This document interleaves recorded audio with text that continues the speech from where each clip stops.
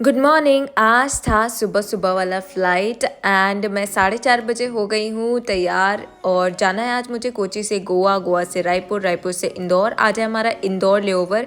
सुबह सुबह वाले फ़्लाइट में ना मैं बहुत ही लो एनर्जी में रहती हूँ और आज तो मैं केवल 1 घंटे ही सो के फ़्लाइट ऑपरेट कर रही हूँ, पूरे डार्क सर्कल्स को छुपाते हुए, कंसील करते हुए। और भाई साहब आज इतना तेज़ नींद आ रहा था ना, मुझे इतना नींद आ रहा था ना, मैं झुक रही थी बैठ एंड बैठ के। फाइनली 12:30 बजे तक हम इंदौर एयरपोर्ट पे लैंड कर जाते हैं। उसके बाद ड्राइवर आ गया है, हम पहुंच गए हैं रूम पे एंड रूम देखते ही पता लगा कि उसमें बहुत सारे स्ट्रेन्स लगे हुए थे। उसका मतलब कि बेडशीट चेंज नहीं किया गया था, तो हमने तुरंत ही बेडशीट चेंज करवाया। तो मैं अभी सेटाफिल के क्लेंजर से सबसे पहले अपना मेकअप हटा लेती हूँ, उसके बाद फिर से अपने फेस वॉश से फेस धोती हूँ, उसके बाद फिर से सेकेंड टाइम क्लेंज करती हूँ ताकि अच्छे से मेरा सारा मेकअप निकल जाए और मेरे त्वचा को थोड़ा फ्रेश एयर मिले।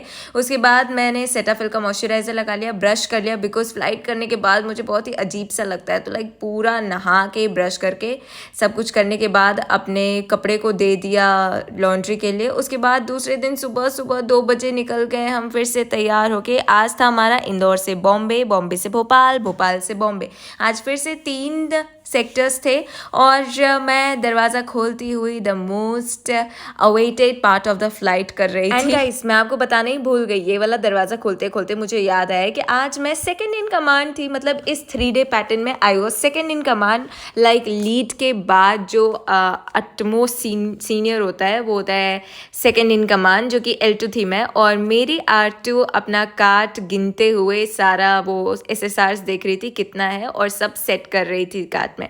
पैसेंजर्स चले गए, हम पहुंच गए भोपाल में और भोपाल में बहुत ही ज़्यादा ठंड था।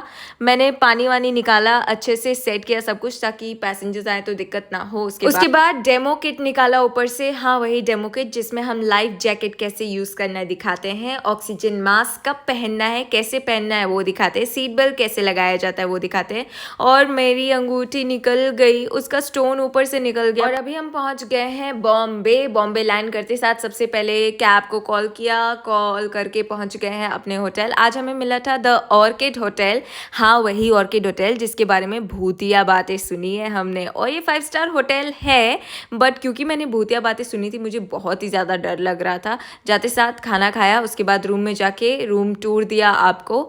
आई होप आपको ये मेरा रूम अच्छा लगा। ये शार एरिया और यहाँ पे बाथटब था एंड पीछे है बॉम्बिंग एरिया। आप सब सोचते होंगे कि मैंने बॉम्बे में हुडी क्यों पहनी है, तो आज मुझे थोड़ा सा ठंड लग रहा था एंड रूम का AC भी ऑन था, तो और मुझे सर्दी होने के चांसेस लग रहे थे, तो मैंने पहले ही हुडी पहन के खुद को कवर कर लिया। और फिर 2-3 घंटे सोने के बाद, क्योंकि हम बहुत ही सुबह उठे हुए थे, रात में मैंने चिकन चिली, चावल और सब कुछ ऑर्डर किया, खाना खाया भर पेट। ये सब तो चलता रहेगा, खाना सोना फिर फ्लाइट करना। तो आप सबको मैं बताती हूँ what is stand by day. हाँ, आप में से बहुत सारे लोग मुझे कमेंट में पूछ रहे थे दी आप स्टैंड बाई बोलते हो, क्या होता है स्टैंड बाई में। तो there are 2 types of stand by. एक होता है होम स्टैंड बाई जिसमें हम घर में बैठते, सोते, टीवी देखते, एंजॉय करते, हमें कॉल आने भर की केवल देरी रहती है कि उसी कॉल करें कि मैम आप पुल आउट हुए या नहीं, या रोस्टर में चेंज आएगा। मतलब आप स्टैंड बाई पे आप कभी भी पुल आउट हो सकते हैं ड्यूटी के लिए।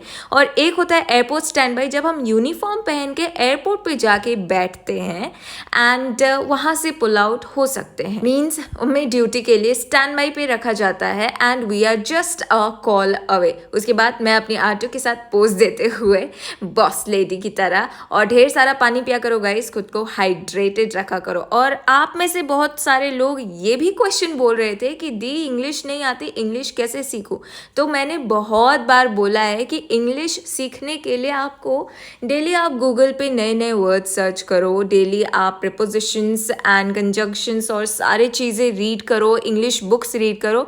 कैसे नहीं आएगी आपको इंग्लिश आने से आपको कोई नहीं रोक सकता है। उसके बाद इसी के साथ हमने कार्ड सेट कर दिया और मैं अपना मेकअप रिप्लेनिश करने गई थी। आज हम जा रहे हैं बॉम्बे से वापस कोची, और आज भी 3 ही सेक्टर था, बॉम्बे से ट्रिची, और ये है ट्रिची का वेदर। यहाँ पे श्रीलंकन एयरलाइन आया हुआ था और वो जा रहा था और मैं थोड़ा सा पोज मारते हुए अपने एयरक्राफ्ट के साथ में। उसके बाद मैंने अपने R2 को भी बोला आजा फ्रेम में एक फ़ोटो लेते हैं। वो काम कर रही थी, वो बहुत ही ज़्यादा वर्कaholic है, एंड उसके बाद थोड़ा सा स्माइल लेते हुए क्यूट सा।